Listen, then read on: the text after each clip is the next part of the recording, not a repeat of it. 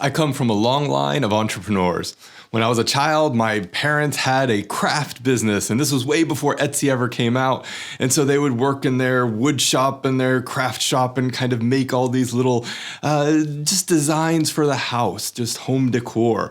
Both of my grandparents owned restaurants, and several other of my family members owned different kinds of businesses.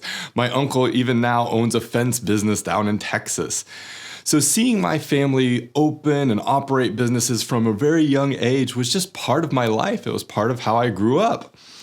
And I first started thinking about myself as an entrepreneur back when I started college. I was working as a cook at a restaurant nearby. I was going to school at the same time, and I really started to get into my local music scene. So I would go and check out independent bands, and I would really just try to be part of that kind of community. Some of my friends and I saw that there was no place for us to go after school and kind of hang out and listen to music together. So we got it into our heads that we're going to make a place. There would be live music, and people under 21, so people who couldn't get into a bar, would go there and just hang out and spend time together and create that community. But we were really focused on the youth because we wanted to give them that opportunity to just connect with each other outside of school. I had a really great opportunity to get a loan from my dad, so it was a really wonderful gesture and a really wonderful thing to kind of seed that entrepreneur inside of me. And we put a deposit down on a really amazing location. It was right in the center of the nearby town. It was nice enough that, you couldn't go in there and feel like everything was weird or sketchy or anything like that. It was just a great location, a great opportunity again. We put a deposit down, we purchased some equipment, so we had stuff on hand for the kids who were going to be coming in there to listen to music. We even booked our first band so that we had an opening night already set up and scheduled. And the local newspaper heard about us, and so they came and they interviewed me, and so I got my picture and my story in the paper, which was really exciting. So I pitched them my idea that we were opening soon, and that's when my local city council caught wind of what we were planning. So they convened a session. And they deliberated on whether a place that plays music should have to have a license, basically. A place where people who are under 21 could go to that wasn't serving alcohol, but that was playing live music. They wanted to see whether or not there needed to be any sort of licensing.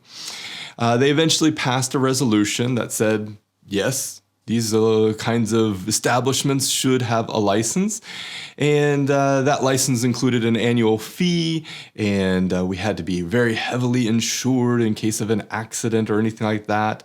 And this basically spelled disaster for our business. It basically meant that we wouldn't be able to open. And I was kind of devastated. It was really upsetting because this was my first chance to be an entrepreneur, to be self-employed, and here this local city council took the decision, for whatever reason, that our work needed to be regulated, we'll just say. Now, I don't have anything inherently against regulations, but we just didn't have the money for the fee, and we didn't have the money for the insurance premium, so we faced the end of the business. We faced closing the business. Now, since then, I was able to slowly pay my dad back for the loan. And afterwards, we ended up going into a different business, and we opened a private record label in my local town, and we produced one record, which was very, very exciting. We sold probably all of 5 copies, so it wouldn't be what you'd call wildly successful. And since then, I've tried to open a music technology company, a travel company. I tried to run a movie production company. I tried to open a charity. I helped actually open an international aid agency. And all of these, for one reason or another, met with, we'll just say, limited success. And that's been my journey as an entrepreneur for the first 20 years, we'll say, of kind of identifying as thinking of myself as an entrepreneur. I was met with setbacks, limitations, we could call them failures. But I persevered, and I think now my journey into entrepreneurship is much stronger than it would have been without those initial setbacks.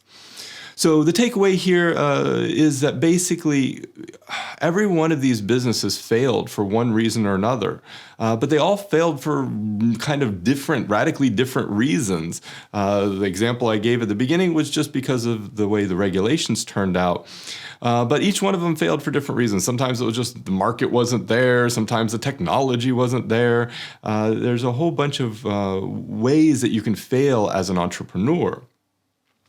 But out of every one of those experiences, I learned incredibly valuable lessons. For one, I just learned how to solve problems, really complicated problems around talent acquisition and around kind of finding the right locations for different activities, around identifying markets, and just around creating products and selling those products. I learned how to create solutions. I learned how to identify a problem that was out there that I either was experiencing or the people that I was working with were experiencing, and create a solution to that problem. But I think the most important aspect of my journey in entrepreneurship was being able to take an idea, just something that I kind of crafted out of my own imagination or something that I co-created with a group of people, and put it into some kind of tangible reality. Now, again, sometimes those tangible realities were flawed and because of that failed for whatever reason. But a lot of times it was just a matter of putting it into practice, which really helped me translate my ideas, what I think I might want to do, something that came out of my imagination, into something real, into something actual. And I think that's the true value of entrepreneurship.